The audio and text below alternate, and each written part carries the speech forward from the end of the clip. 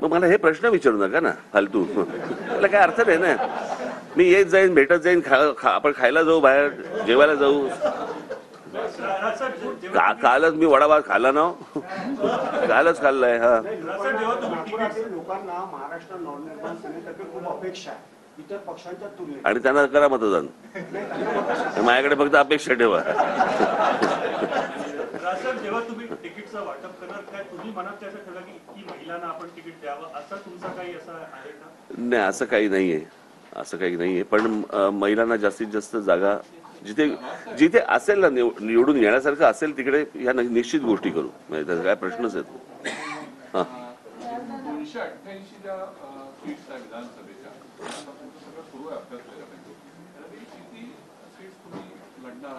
बघा मी तुम्हाला सांगतो, 2009 साली आम्ही जवळपास 230 ते 240 जागा आम्ही लढवल्या होत्या.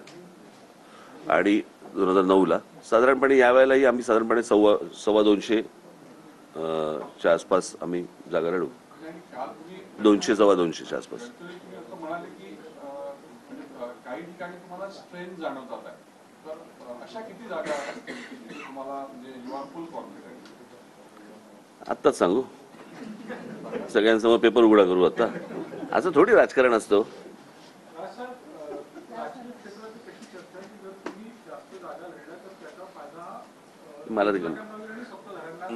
मला काही देणं घेणं नाही त्या गोष्टींची.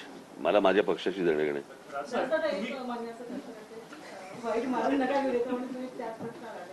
तुमच्यासाठी क्राऊड खूप असतो आणि क्राऊड तुम्हाला खूप चाहतो, पण म्हणजे प्रेस असेल किंवा तुमची सभा असेल, पण आपल्या सीट्स निवडून न येण्याच्या मी पुन्हा तेच सांगितलं ना, राजकीय पक्षांचा एकदा अभ्यास करा आणि अभ्यास केल्यानंतर आपण माझ्याशी बोला.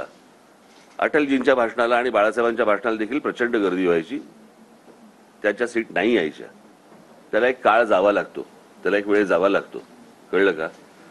कुठचंही वर्तमानपत्र आणि कुठचंही चॅनल पण असंच गंमत म्हणून उभं राहत नसतं.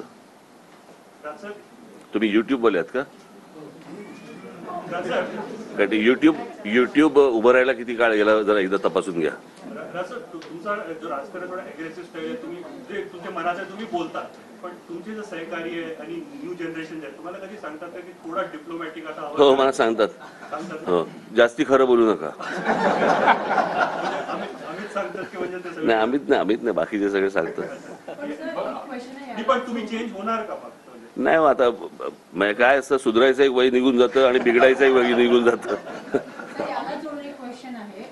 युथ बद्दल आपण बोलतात की सजेशन्स मिळतं युथ कडून, मग पार्टीमध्ये जेव्हा इलेक्शन्स येतात किंवा काही, तेव्हा युथला चान्सेस का मिळत नाहीत? कारण एक एक्झाम्पल, युथचा अर्थ सांगा मला. युथ म्हणजे युवा पिढी आहे किंवा मग हे कोण आहेत बाहेर जे आहेत ते? म्हातारे आहेत? अदरवाईज पण आपण बघतो काँग्रेसमध्ये सुद्धा आपण बघितलं की युवांचा पक्ष म्हणून काँग्रेसला संबोधलं जातं, पण असं काही दिसत नाही. तिथे पण अबाव 50 सगळे आहेत. तिथे पण आम्हाला असंच काही दिसतं. युवा गुड लुकिंग असं म्हणायचं तुम्हाला? लोकांना चान्सेस मिळायला पाहिजे, सो दॅट ज्यामुळे केसेस किंवा काही जे काही होते, बलात्कार, रेप आणि खूप काही गोष्टी आहेत, त्यांच्यामध्ये काहीतरी चेंजेस येणार, लॉ मध्ये काहीतरी चेंजेस. माझी तर इच्छा आहे. माझी आता नागपूर सारख्या शहरामधनं अनेक तरुण माझ्याबरोबर यावेत, माझ्याबरोबर त्यांनी सहकारी म्हणून माझ्याबरोबर काम करावं अशी माझी इच्छा आहे. आणि तुमच्यापैकी अनेकांना जर इच्छा असेल तर आपण यावं. आपण देणार आहे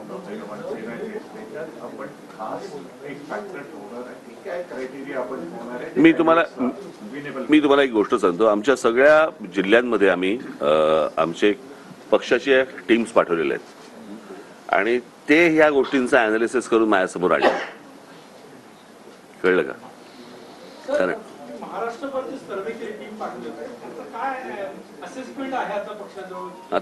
उघडपणे सांगू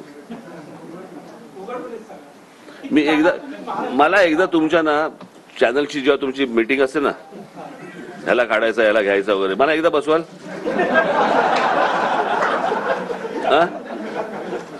अंतर्गत गोष्टी सांगायच्या सगळ्या तुम्हाला. चला आता बस झालं.